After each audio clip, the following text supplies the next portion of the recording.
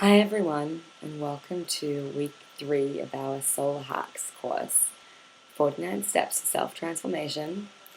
We've been through week 1, we've been through week 2, and now we're up to week 3, which I always like to say has always been my favorite as we journey through the 7 primary Sefirot, attributes, energies that we've been moving through over the last several weeks. Now, I'm going to be completely honest with you, this journey is not an easy one. And having done this many times before, this is obviously my first time sharing this with others. It's always been a bit of a struggle, or, as we call it, a hack. We're trying to get through things that don't always come easy to us. So we started last week with opening the heart. 2 weeks ago, week 1, Chesed. Chesed was about effusion, abundance, giving, opening our hearts into a complete state of constant movement, a flow, a channel. And then, of course, we had to counter that with the containment, the restriction, the holding back, gevura, as we called it. And that's where we really learned last week to set boundaries, to articulate those boundaries, communicate those boundaries, to create a sense of judgment and fairness and restriction in our lives. And that hasn't been easy because, on one hand, it's not easy to fully open to love and giving, even when we begin with ourselves, as we began in week 1 with really trying to hone and build that self-love. And then, of course, moving into restriction, defining boundaries and holding back, even from things that we want to do that we know is not good for us. This week is my favorite week because this is the week that we fuse it all together, that we learn how to take those two extremes that we've built on over the last 2 weeks and fuse it into the unifying balance, into Tiferet. Tiferet is one of the most beautiful words in the Hebrew language, if I may say so, from my personal opinion. Tiferet has a root word for pe'er, which means wonder, or it's a word used for miracles. It's a word used for glory. There's a lot of different descriptions of divinity as being clothed and wrapped in this magnificence of Pierre.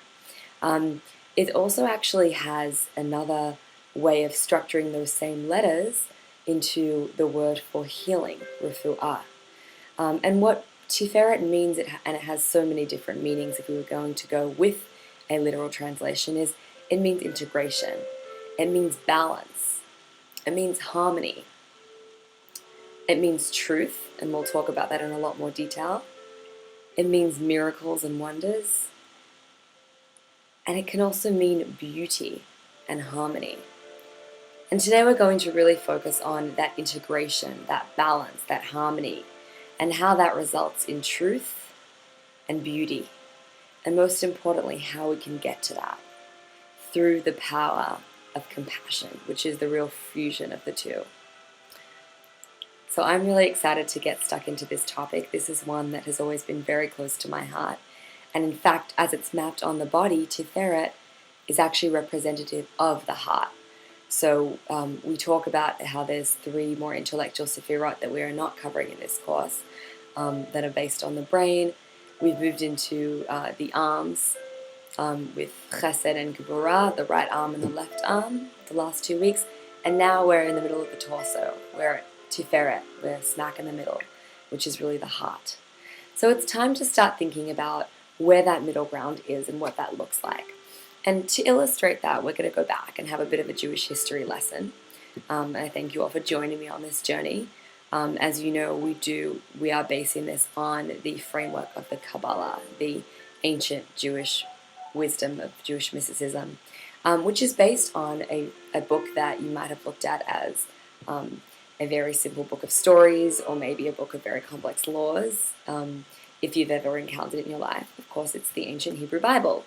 And in the Hebrew Bible, we hear the stories of 3 patriarchs that are often referred to throughout Jewish liturgy and Jewish and Jewish history, and any references really, including what you may have learned in Hebrew school.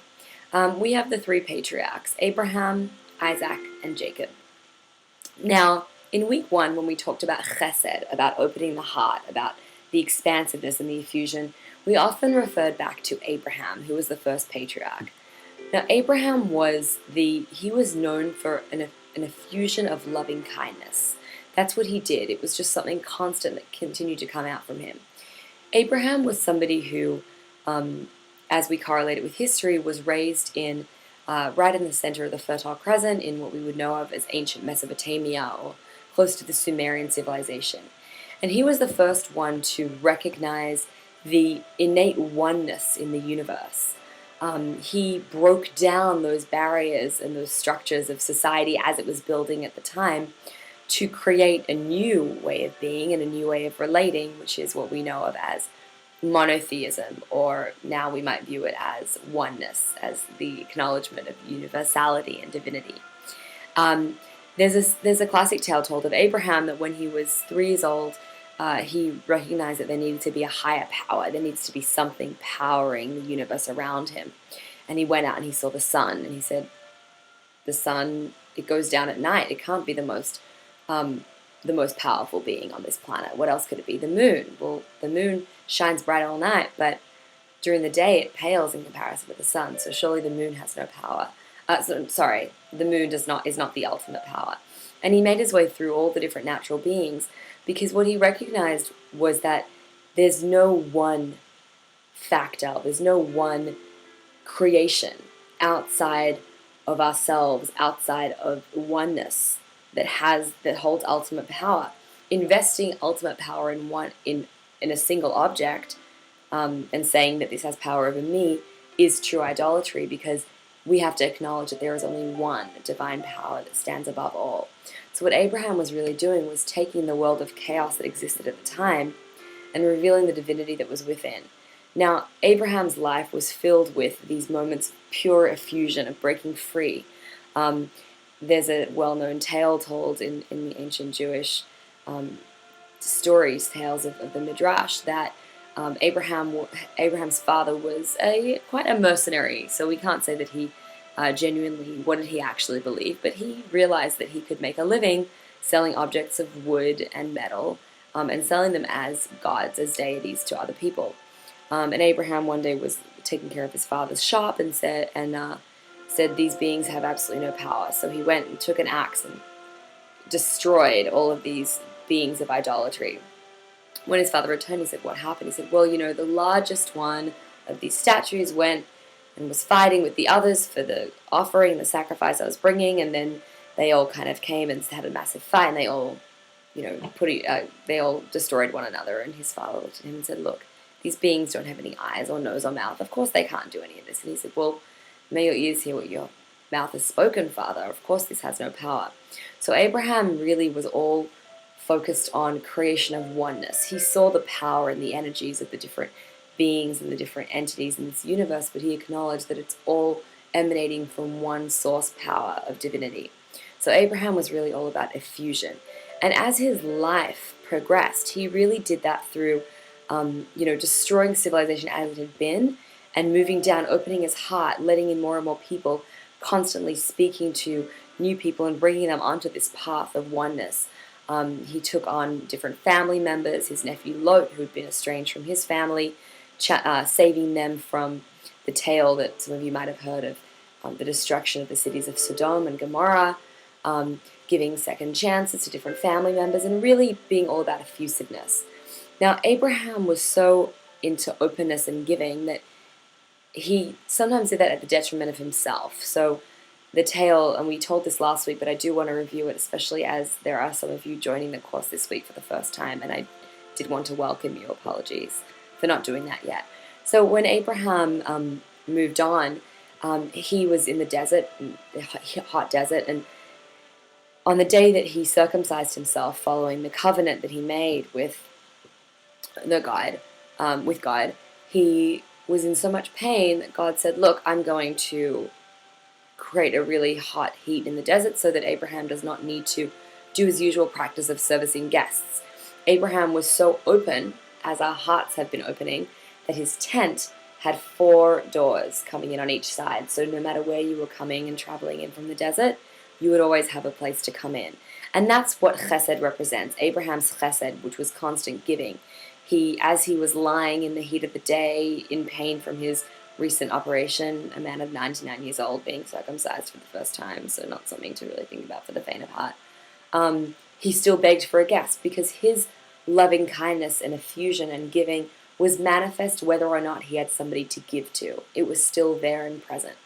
And he still wanted to constantly give and give and give, even when it wasn't always in his best interest, because sometimes an old man needs to lie back and rest and not run around preparing an elaborate meal for his guests, who we find out later were divine angels.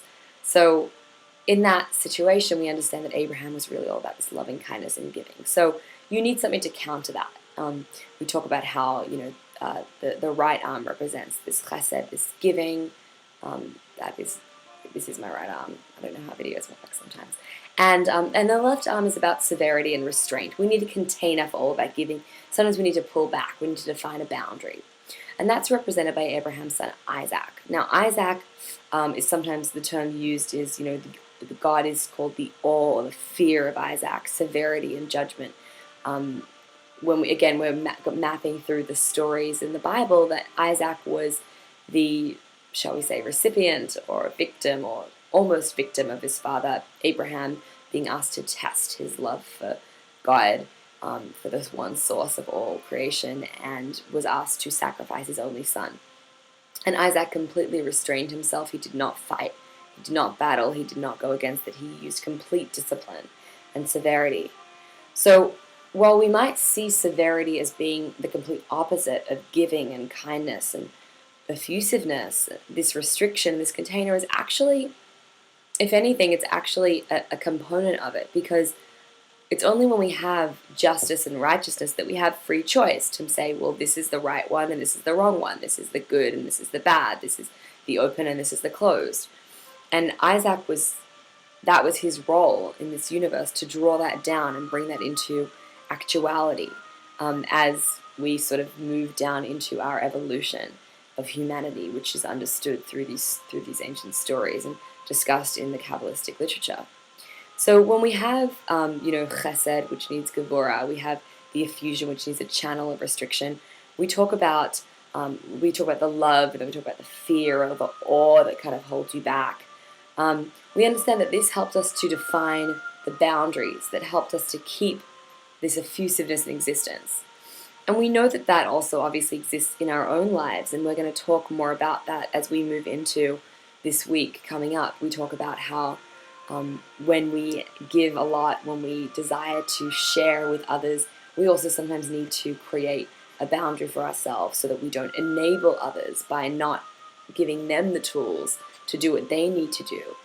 We need to create a container for it so that we can love ourselves and receive the love consistently from source and project it outward.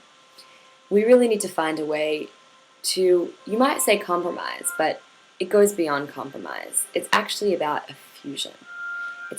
And not effusion. I want to correct that because we talked about effusion as week 1 as being chesed. But fusion, harmony, balance.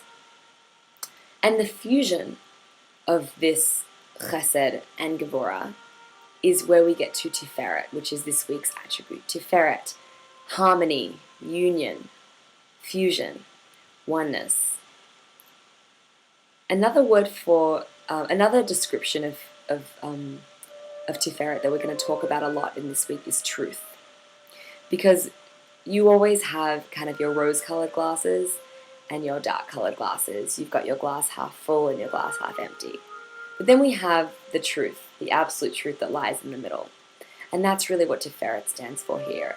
And it's very exciting that we're going to be exploring this in more detail, because who isn't looking for more moderation, for more ways to temper the two extremes that always come through in life? Our two, as we talked about last week, our two wings of love and awe. We need to feel in love with another, in love with ourselves, in love with divinity.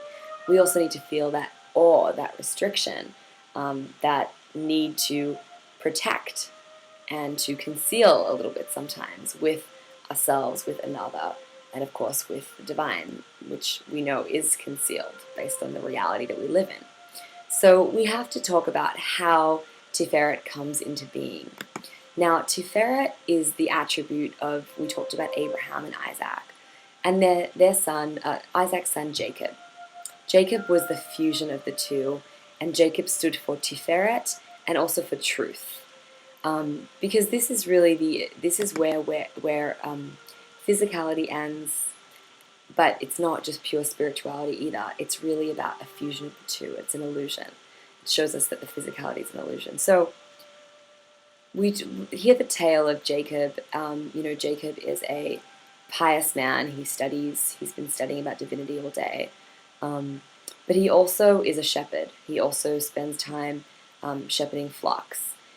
He's also a transformer. He's somebody who works with one of the most corrupt men in literature or in the Bible, Laban, his father-in-law, who cheats him multiple times, primarily by replacing one prospective wife with another. So Jacob is all set to marry his cousin Rachel, who he's in love with.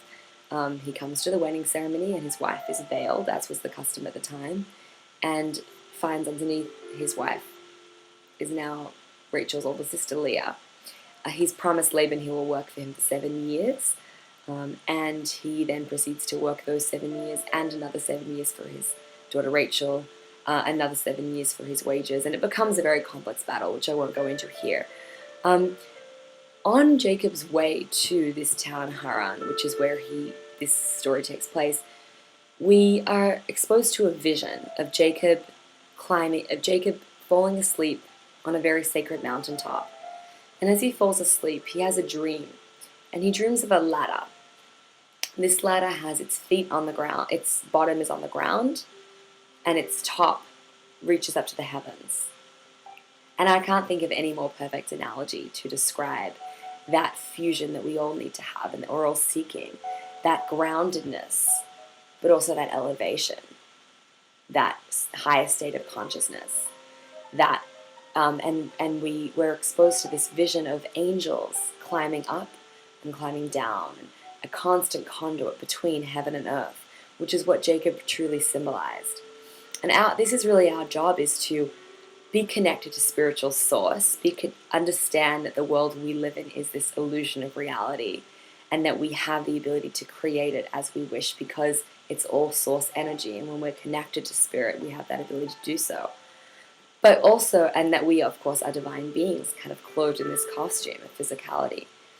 But we also want to be physical beings who can interact and integrate in this world and go about and go to the store and talk to somebody and buy something and use money and have jobs and do all the things that we have to do because we are constrained. We do have the Gevurah of this universe that we live in. And Jacob's job was really about fusing the two. So how does Jacob symbolize not just Tiferet, beauty and harmony, but truth? Now the Hebrew word for truth is emet. Emet has 3 letters. The first letter is the Hebrew letter Aleph. Aleph is the first letter of the Hebrew alphabet. So alphabet, alpha, meaning that, the premier or the alpha male or alpha, any other way that we use the word alpha in context, of course, comes from Aleph, which is the first letter of the Hebrew alphabet. And alpha also, and Aleph is also representative of oneness. It's the letter that is symbolizes numerically in Hebrew and Kabbalistic numerology the number 1. Aleph is the beginning of the alphabet, and it's also the beginning of this universe. This universe was created, we talked about this in week 1, Olam Chesed Yibaneh. The world was built on the attribute of chesed, of the fusion, of loving kindness, of that benevolence of source energy, that desire to give us this experience, to give source this experience of existence as I experience it, as you experience it, as this computer experiences it, as every being that's physical, that's outside of source energy experiences it. So that's the benevolence that enables this universe to exist. That's the Aleph. The last letter is a Taf, which is also the last letter of the alphabet. And Taf is about is the final letter, which really defines the world as with that attribute of judgment and severity and restriction, which is, again, that Gevurah element that we talked about last week. So we've got pushing forward, pulling back. We're always moving in that direction. We're kind of like a rocking boat. Of course, a rocking boat needs to have a navigation system, and we talked about that last week too. So we've got the Aleph, divinity, spirit, and we've got the Taf at the end, which is the groundedness. Now the letter in the middle is the letter Mem, and I'm going to show you a little picture of the letter Mem, and excuse my handwriting. But, oh dear, I forget that this is back to front because it's a mirror. But the letter Mem looks a little bit like the link in a chain. It has that ability to link like that. And that's because it's the fusion of the two in the middle. It's also the middle letter of the alphabet. I like to joke about the Australian bank called ANZ, or ANZ as we call it in this country. So A is the first letter of the alphabet, Z, and Z is the last, and N is the one in the middle. It also stands for Australia and New Zealand. So Emet is similar to that, but really it also has a lot of different meanings. The Aleph at the beginning and the Mem in the middle is M, or mother, which is nurturing. It's the chesed, it's that ima that gives. And the last two, the Mem from the middle and the Taf from the end, is met, which is actually death, which is sort of like seen as that repercussion, that cause and effect of sin, of severity. But when we fuse the two together, what we do is we bring that effusiveness, that warmth and love of mother with that fear of death and sin to create emet, truth, the middle pillar. And this is the eternal truth of godliness. This is that eternal truth that we live in, that idea that we are that ladder, that we have our feet on the ground and our heads in spirit, and that we can move with that, that it's not about being completely rigid in Gevurah, but it's not about being completely flowing in chesed, but having the ability to pivot and to move throughout. So we're going to talk a little bit about how we can achieve that and how we can get there. Of course, as with every week, we'll be getting daily emails with our daily soul hack. I have no idea how you guys are going with actually fulfilling that soul hack. I have been doing my very best every day to do so. It has been quite the journey. It has been quite the challenge. And I'm really excited to say that it's not excited, I'm not sure that's the word, but I'm just grateful to all of you that having people on this journey with me has kept us all accountable. And it's the kind of thing that, we have 49 days, so take it one day at a time. And if you can't do it one day, that's okay, you do it the next day. And they're all things that ideally, maybe they're all practices we should take up and do every day. Like, we should all breathe, we should all have gratitude, we should all smile at a stranger, we should all reach out to our relatives every day, or at least once a week. But if we can't, at least we're doing it this one time. And I really want us all to make sure that we can be grateful to ourselves and have compassion on ourselves for the time that we're taking to do this, knowing that even just the fact that you've signed up for this, and to those of you who've joined just now, the fact that you've opted in at this time is in itself a really big step. So let's talk a little bit more about what the emet stands for, what the truth stands for, and how we get to it. So truth is often synonymous with Torah, and Torah means teaching. Of course, it also means the book of Jewish teaching, but it means so much beyond that. I say that we can learn a Torah from a tree, we can learn a Torah from a person that we come up to in the street, because Torah is teaching. It's that ability to see and learn from everything in nature, everything in creation, and understand that that's all there as a tool to help us become a better person. Now, it says in the Talmud that the world was built on 3 pillars. Torah, which is teaching, as I said before. Avodah, which means the work, doing the work, okay? And I think most of us are familiar with what that means. But doing the work is about really giving of yourself. It's about sacrificing, donating something. So that might mean the ancient practice of sacrifices, as it was, articulated in the Talmud. It might mean our own personal prayers, the things that we give over of our lives, that we sacrifice in order to be better people, the addictions that we give up, the time that we spend in the pursuit of higher consciousness, the supplications that we make to a higher being, to Creator, to ourselves, to move into this space. That's the avodah. And the other side of it is gemilut chasadim, which means acts of goodness and kindness and love and effusion. And that's really everything that we do, or we try to do on a daily basis, to be better people. Helping an old lady cross the street, smiling at a stranger, giving $1 to a homeless person, not snapping at a child or a coworker or a family member who's just really pushing the buttons a little bit more, going above the call of duty for a friend, those acts of kindness. So we can see how we've got those 3 pillars, as we've got, the chesed, the giving. That's what makes us a better person. That's what keeps this world standing. Then we've got the gevura, the things that we sacrifice of ourselves. It makes things a little bit harder, but we know that it makes us all better people. And right in the middle of that, we have Torah, truth. Because it really is about objective reality sometimes. It's about knowing that there is a glass half full and there is a glass half empty. But there's also what the glass really is. And we can't necessarily know what that is until we step outside of it ourselves. Until we step outside of our own perception of what the glass is or isn't, move into the center.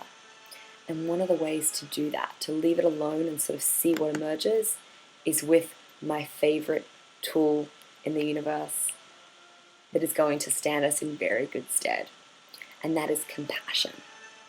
Compassion is by far the most accurate translation of Tiferet when we go into how we can really create balance in our lives. Because it's about love, effusion, but with restriction. It's about love that isn't condescending or pitying. It's loving without being so effusive that you lose sense of yourself. It's about having boundaries, but not being so closed up that you're too judgmental and severe.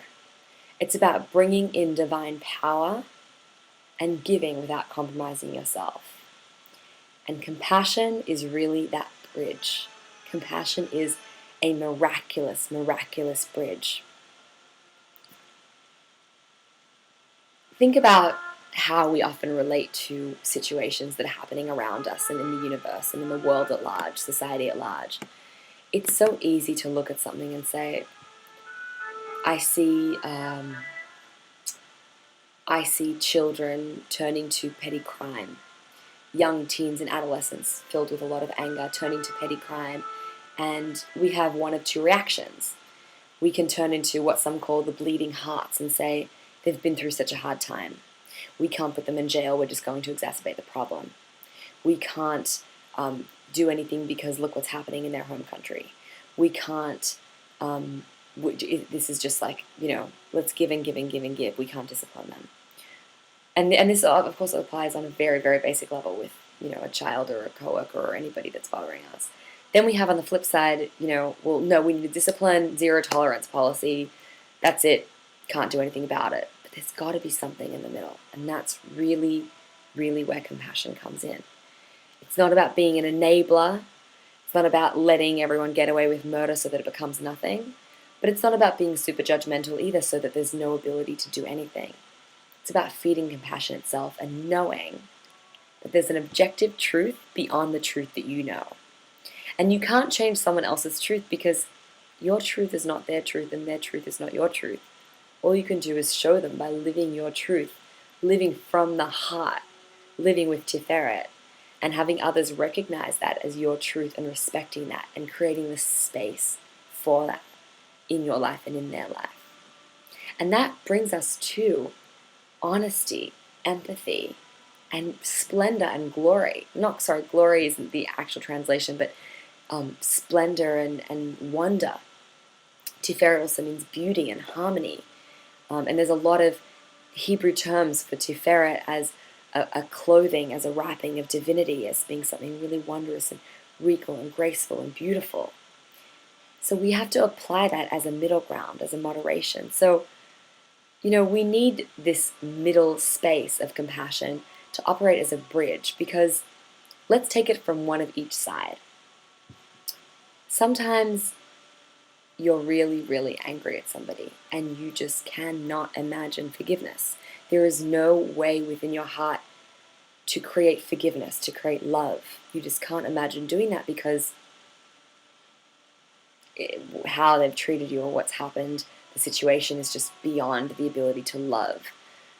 And then on the flip side, sometimes you have somebody that you love so much that you can't imagine disciplining them because you love them. You just want, not only do you do want what's best for them, but in an immediate, close basis, you just want to give and give and give to them because that's your nature as an open-hearted person, or as someone whose heart is open to this specific person. You just want to give and give and give. In each situation, something has to, pardon the pun, give. Something has to move because you can't give and give and give and give. Or you can't restrict. You need to forgive and love, or you need to discipline and contain. How are we going to do it? What's our magic bridge? That magic bridge is compassion. That magic bridge is transformation. That magic bridge is looking at the difference between the spirituality of the world that we live in, that Jacob saw and recognized as a man of truth, as a man of God, and that physicality that he also saw as a shepherd out in the fields, and bridged the two, synthesizing them. And that's why Tiferet is also beauty, because it's not black and it's not white, but it's not gray either. It's a beautiful, multi-dimensional picture of black and white and sketches and 3D, and just like, one of those really nice pictures on Photo Booth, which incidentally I'm using today, but I don't know that much about it. Chesed and Gevurah are represented by the colors red and white, in fact. And again, they can really fuse together to create something beautiful, rather than an actual yes or no. It's a three-dimensional painting. It's really best described as everything in moderation. Now, I did want to read to you something from Don Miguel Ruiz. And I'm just going to have to find it because I didn't pull it up before I started writing this, so I apologize. For, again, we're filled with technical difficulties here as I get used to how this works. But I just want to read you a little bit about how compassion works and why it's something that really makes a difference. So we talk about how, and I'm just going to summarize the beginning of this analogy that Don Miguel Ruiz brings in the book about the Four Agreements, which is that, as human beings, imagine that your skin is something that, it's healthy and wonderful. You touch it, feels good. Now, imagine if you have an injury and the skin starts to get cut and infected. So obviously, if you touch it, it bruises, it hurts, it's painful. So you don't want to be touched because it hurts. Now, every person has this skin disease. And we can't touch each other because we have wounds on our skin. And the infection is seen as normal and the pain's normal. So we just believe it's normal. So of course, we're afraid to touch each other because we think, God, I'm just going to hurt. Now, this is actually something that happens in this universe because we all are traumatized beings who, from the day we come into this universe in these bodies, we become traumatized. Every piece of our emotional body is covered with infected wounds, and every time someone touches it, it releases that bit of trauma, and it opens the wound, and we react with emotion, and it creates more and more poison. So we think it's normal. And we're so sick with this disease of fear. We have anger, we have hate, we have betrayal, we have envy. And we start to act out. That can result in psychotic behavior, or it can result in, on a really extreme case, or it can just result in all kinds of pain and trauma. Now, there is a cure. And the first thing to do is open the emotional wounds, take poison out, and heal the wounds completely. How do we do this? We must forgive those we feel we have wronged, but not because they deserve to be forgiven, because we love ourselves so much we don't want to keep paying for the injustice. Now, Don Miguel Ruiz continues to talk about how to go about forgiving, because forgiveness is the only way to heal. But this is where he really explains why the magic medicine to help us heal is compassion. We can choose to forgive because we feel compassion for ourselves. We can let go of the resentment and declare, that's enough. I will no longer be the big judge that goes against myself. I will no longer beat myself up and abuse myself. I will no longer be the victim. Now, it continues onward, and I thank you all for accepting that little deviation from the words of the Kabbalah that we're talking about today. But the idea of compassion that's so, so strong in this piece is that compassion is one of those bridges that when we feel that we can't feel love, when we can't love ourselves, we can have compassion for ourselves. Not pity, not something that's condescending and lowering, but something that's compassion, where we genuinely feel empathy for one another in a beautiful, whole way. And the same thing that when we want to discipline someone, when we want to feel that in ourselves and feel that restriction, we can again use compassion as that magic medicine, that magic bridge. Compassion is something that, honestly, when you focus on it, coming from within the heart, because that's where compassion is like, the heart is like the pancreas for compassion, I like to say. So it's where compassion gets built and created and it comes out. So I want you to imagine that if somebody is really giving you a lot of gevura, they're pushing back, they're telling you, no, I can't take this, I can't receive from you, and they're abusing you in whatever way, shape, or form. It could be emotionally, it could be physically, God forbid. It could be that you're abusing yourself in whatever way. Pour compassion on it. You can say, it's okay, sweetheart. You can be really upfront about it. Or you can just find that compassion within and pour it on the situation. Pour it on there. The best thing about compassion is it keeps growing. It keeps coming. And it's a magic salve. It's a magic balm. It's not like an iodine solution that stings when it comes on. It just soothes and soothes and soothes. And it keeps coming and keeps flowing. It's also a magic boundary creator, and it stems the flow as well. It's kind of like works like a blood clotting solution as well. So imagine that your heart is so open that it's raw and bleeding and in pain. Again, pour some compassion on it. Pour compassion on yourself for your bleeding heart. Pour compassion on your friend for giving so much that it's a bleeding heart. Use compassion as that magic balm and that magic medicine to create that synthesis, that beauty of Tiferet. And there's really no other way to talk about it than to think about Tiferet as everything in moderation. So sometimes I like to use analogies as simple as an addiction to, it could be food, it could be a chemical, it could be some kind of stimulant, it could be coffee or cigarettes. Imagine your routine. So imagine it's like a breakfast routine, right? So, sometimes we're in a real hurry and all we need is a smoothie because we know it's going to give us the nutrients we need, but we can do it really, really quickly. Sometimes we have all the time in the world and we can prepare a gourmet egg with all kinds of bells and whistles. But then there's a lot of times in the middle when we just need to fuse the two into something that's healthful, delicious, but also time conscious, like our cereal and yogurt. And that's what our week of Tiferet's going to look like, okay? So when we talk about applying this compassion practice and this balance and this synthesis and this fusion into the week ahead, it's about saying, look, sometimes I need the quickie, I need the smoothie. Sometimes I need the full-blown experience of a really good breakfast. But sometimes I can really fuse the two into something that works for me. Sometimes I can be expansive and loving. Sometimes I need to hold myself back. But most of the time, I'm going to fuse the two. So in week 1, we learned how to start creating that tiny crack. Starts to open and give and give. We started by giving love to ourselves, really making sure we can build that self-love so we can give love to others. We did things like reach out to friends from long ago. We articulated what we loved and what we were grateful for from our loved ones. We thought about what we love about life, what we love from the divine, what we love about ourselves. We built a team of beloved people, and we found ways to bond and draw even closer to others and to ourselves. So we could really open our hearts and really find that loving kindness, that giving ability that's innate within all of us. We also had to find the appropriateness in that and stem the tide. And we really did that last week when we started to build boundaries, define boundaries with Gevurah week. We had to articulate our boundaries to others. That was the hardest part. I'm not sure who did that yesterday. We had to check in with ourselves to see how we're feeling, communicate with ourselves about what our boundaries are, refusing to accept judgment and criticism. Keep our boundaries in check, make sure that we don't go too excessive with it.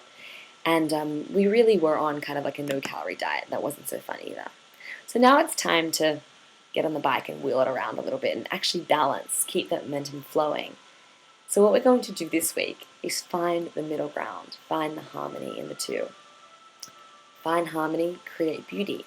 Not grey, not black, not white, but a really beautiful painting.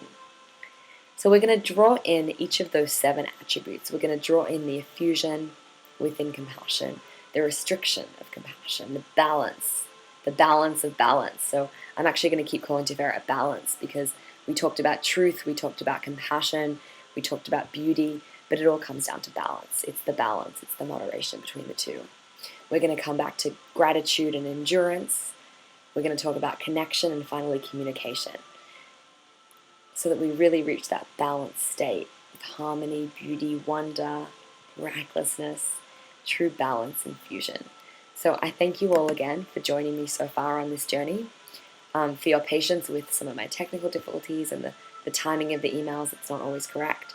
I invite you to, if you have any friends that you think might benefit, to invite them to join the course. The price has gone down now, and we've only got 5 weeks to go. And of course, if you find an email interesting, you're always welcome to forward it on to a friend. And I again invite feedback. If there's something specific that you'd like to see more of or less of, timing, length, anything like that, clarity, please do let me know. I thank you again for giving yourselves the time to do this, for really focusing on that transformation. And remember that even if you don't do every soul hack every day, even if you do 1 or 2 or 3 a week, we're just hacking our way more and more into reaching our higher selves. And I'm really proud of you for doing it. I'm really grateful to have you doing it with me. And I'm really looking forward to what we can all magically co-create together in this world. Bless you all and have a great week.